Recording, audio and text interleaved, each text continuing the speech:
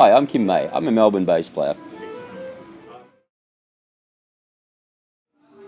I was 13 and I just wanted, I was just really into music, pop music mainly. Pop music and a bit of AC/DC and Iron Maiden, and I just wanted to get into it. It wasn't even like, I didn't really have a particular bass player that I was, really following. It was just like, I want to play some music and I want to be part of it. Yeah, cool. Was that at school? Yeah, I guess, I had friends at school that were into that, and so I just sort of listened to heard some things from myself on the radio, heard some things, other things that I was put onto, and that's why I started playing. It was like that and a bit of guitar, but more the power of the bass, the power that you feel, the kick in the backside was kind of really good. Ooh, my first bass was a Washburn. I don't know, it was a Washburn. It's a big heavy thing with a huge action, and I didn't know you could change your action. Nobody at school had a bass. There was one other bass at school, like owned by the school, and it had a really low action. It was a Kenora or something, not very good. And I just thought, it wasn't a good bass. I thought it was bad because the strings were really low, but it was just bad. And I just thought mine was okay because the strings were really high. But it sounded okay, yeah. But it was hard to play.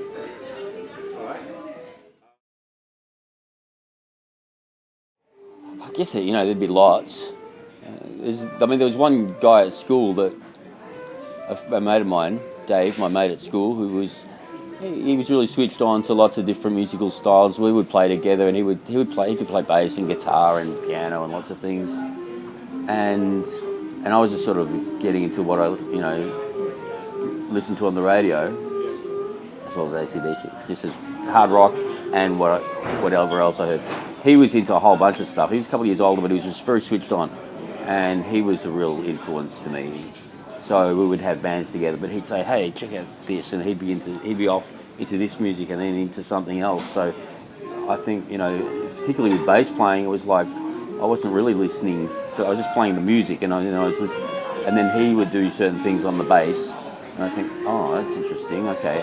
And then later on, I realised, "Oh, okay, he's doing it.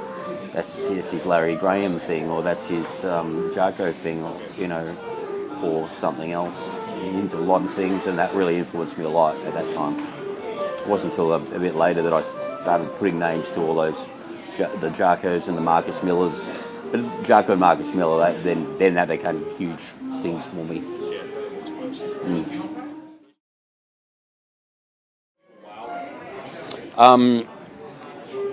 I think probably, I remember getting my teacher at school giving me a cassette tape of Jarko's first album.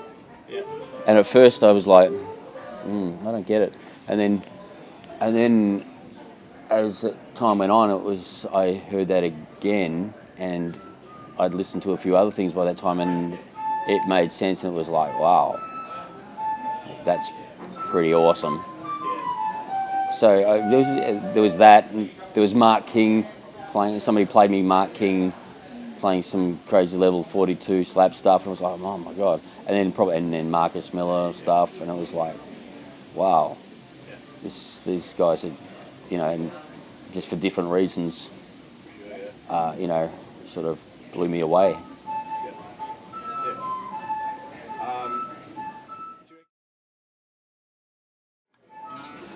There's a student put me onto this song by, it's a little bit of a warm up, but it's more like just one of my sound check groove things.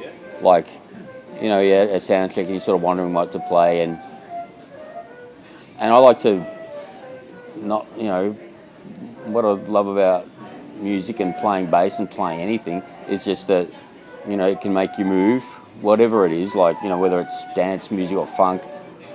I like that sort of movement side of things, so I kind of try to play. Maybe that piece is called Annie Don't Wear No Panties or something by Erica Badu. Is it Erica Badu? Yeah, and somebody, a student told me about this piece, and I was like, yeah, it's great. So that one or anything, that was one that I very, very much recall thinking I'm going to play that sound check and see if I can get people to dance. Because, everybody's standing around waiting their turn. Yeah. And it's nice when heads start bobbing. Then it's like... That's when you know it's right. Yeah, it's when you know it's right, exactly. Yeah. Cool, interesting. Yeah. Sound, a good sound, or sound that you like. You got to love your sound. And time, obviously. But I think time might be even like more a symptom of good feel. So if you're putting energy, if you're essentially making the music come to life, I think that's a big part of it, of what we do as bass players. Maybe that should be really every instrument, because I think that just making everything come alive and never being on autopilot if you can help it. Yeah, that's tough sometimes. It is tough. If you do what the same, or you play something like play that funky music for the 10,000th time, it's hard not to. But I think you can. I can't say I've done it every time, but I reckon there's more times than often. I hate to switch off. And when I'm playing with people that are switched on, then that's easier. Yeah, a good band round about you will spur you on to. Yeah, and if they're listening and they're open to be switched on, maybe I'm the one that can switch them on, or vice versa. Well, this is my go-to bass, the old Lakeland 5502. I've had this for 10 years, and it's been great. Sounds great. But just never, just keep coming back to that one. I do have a American P bass. I bought about not a vintage one or anything, just about 5 years old, that I use for a lot of stuff. But I guess a lot of the time I just sometimes want to play a couple of the lower notes. I might not play. I sort of don't worry about it unless I need those lower notes. But when I really want it, when I want a low D, it's like, hell yeah, that's what I want. It's what the music maybe wants. Yeah. And Rick, bass amp? Oh, bass amp. Well, tonight I'm using a Warwick combo that I've had for ages. Just have to use something small in here, and it has to suit double bass as well. Yeah. But apart from that, I've got an Eden rig, and for smaller things where I need to just get stuff done, I've got a Mark bass rig as well. Yeah, right. But I guess the Eden rig is sort of the one. A few pedals as well? Yeah, what I've got here tonight is more so that I can switch between double bass and electric bass quicker. So there's a radial tone bone on there, so I can dial in a few, so I don't have to mess around too much between songs. It's like, look at the set list before. It's like sometimes it's like here's a few upright bass songs, a few electric bass, but sometimes it's like swap. So I just don't want to be messing with the sound. If I can sort of set it a little bit, which you can do on the tone bone, and there's several tone bones out there. That's quite a basic one, just 2 channels, and one's got a bit of, a VQ, so that sort of slightly solves that problem. And of course, level matching, is important when you.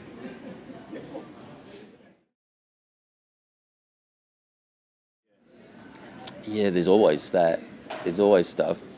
I'm sort of really liking the I don't know if you call it neo soul, but those grooves that are those low-p grooves, I really like when I hear those. So that's one thing. Hearing guys play that, and then I'll do a lot of transcription of things, and I guess that's another thing. As a working bass player, you're transcribing all the time, right? Just to learn the songs for the gigs. But I've always tried, even when I don't have to do that, I'm transcribing stuff that I think, wow, that I like that, and want to maybe make it part of my playing, or maybe just just get in. I want to be in on that.